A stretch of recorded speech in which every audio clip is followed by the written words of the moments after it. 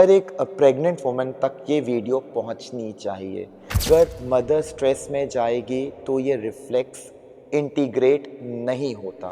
अगर किसी भी रीज़न की वजह से अगर मदर में एंजाइटी बहुत ज़्यादा है ड्यूरिंग प्रेगनेंसी। हाय पेरेंट्स, जैसे कि मैंने आपको प्रॉमिस किया था कि आप लोगों का फेवरेट टॉपिक जो रिफ्लेक्स इंटीग्रेशन है, मैं आपको क्रिस्टल क्लियर करके दूंगा कि एक्चुअली कैसे रिफ्लेक्सेस वर्क करते हैं और कौन सा रिफ्लेक्स किस रिफ्लेक्स को हेल्प करता है इंटीग्रेट होने में। इसी सीरीज में मैं आज अपने सबसे पहले रिफ्लेक्स की बात करूंगा, जिसे हम कहते हैं फियर पैरालिसिस रिफ्लेक्स, जिसे शॉर्ट फॉर्म में आप कह सकते हैं FPR। एक्चुअली ऐसा रिफ्लेक्स है जिसके बारे में थेरेपिस्ट ज़्यादा बात नहीं करते, ना ही इस रिफ्लेक्स के रिगार्डिंग इतनी अच्छी एक्सरसाइजेस बताते हैं। फियर पैरालिसिस रिफ्लेक्स, आप हैरान होंगे सुन के कि प्रिमिटिव रिफ्लेक्स डेवलप होने से पहले ये रिफ्लेक्स डेवलप होता है जब बच्चा अपने मदर के पेट में सिर्फ 8 हफ्ते का होता है, सिर्फ 2 महीने का होता है।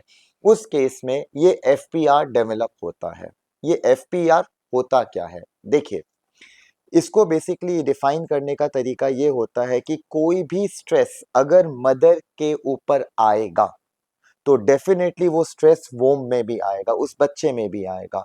और जैसे ही बच्चा स्ट्रेस में आएगा, वो अपने आप को स्टैचू पोजीशन में ले लेगा या फिर वो अपने आप को फ्रीजिंग पोजीशन में ले लेगा, एंड देन वो धीरे धीरे रिलीज करेगा अपने आप को या रिलैक्स होगा। इस freezing position and relax position को कहा जाता है फियर पैरालिसिस रिफ्लेक्स। आपको ना ध्यान से ये चीज समझनी है और मैं रिक्वेस्ट करूंगा कि ये हर एक प्रेग्नेंट वुमन तक ये वीडियो पहुंचनी चाहिए। मैंने अभी आप लोगों को बोला है कि अगर मदर स्ट्रेस में जाएगी तो ये रिफ्लेक्स इंटीग्रेट नहीं होता।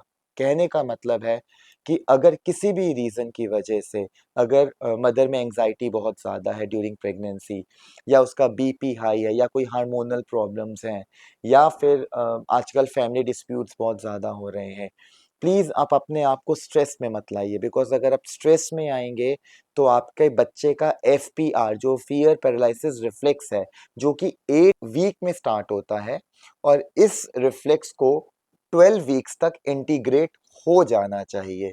अगर आपकी बॉडी स्ट्रेस में है तो ये शायद 12th वीक तक इंटीग्रेट ना हो। Now this is very important. ये रिफ्लेक्स जितना ज्यादा आपके बच्चे पे रहेगा, क्योंकि as a mother, as a pregnant women आप स्ट्रेस में हैं, तो ये रिफ्लेक्स उतनी लेट इंटीग्रेट होगा और कई बार ये रिफ्लेक्स इंटीग्रेट हो ही नहीं पाता। देखिए, ये फर्स्ट रिफ्लेक्स है, आप मेरी बात ध्यान से समझिए।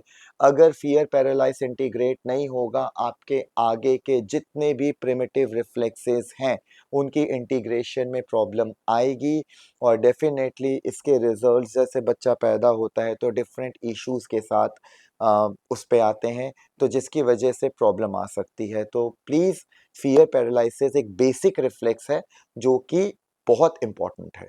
फियर पैरालिसिस रिफ्लेक्स, अगर हम अब बात करते हैं उन बच्चों की, स्पेशल नीड बच्चों में, जो कि हम थेरेपीज जिन पे हम कर रहे हैं, और जहाँ पे रिसर्च कह रही है कि अगर हम इन रिफ्लेक्स को इंटीग्रेट करें तो शायद बच्चों में रिजल्ट्स बहुत अच्छे आए। तो उस केस में अगर आप रिफ्लेक्स थेरेपी करा रहे हैं तो बहुत इंपॉर्टेंट है कि आप अपने थेरेपिस्ट को बोलिए कि फियर पैरालिसिस की थोड़ी सी आपको एक्टिविटीज़ दे, आप घर पे उन सब चीज़ों को ट्राई करें। एंड प्लीज़ मेरा आप चैनल सब्सक्राइब करके रखिएगा, बिकॉज जैसे ही मैं सारे रिफ्लेक्सेस को आपको प्रॉपरली एक्सप्लेन करूँगा, उसके बाद मैं एक्टिविटी की भी एक सीरीज़ स्टार्ट करूँगा, जिसमें मैं आपको बताऊँगा कि कौन से रिफ्लेक्स को हम किस एक्सरसाइजेस के साथ इंटीग्रेट कर सकते हैं।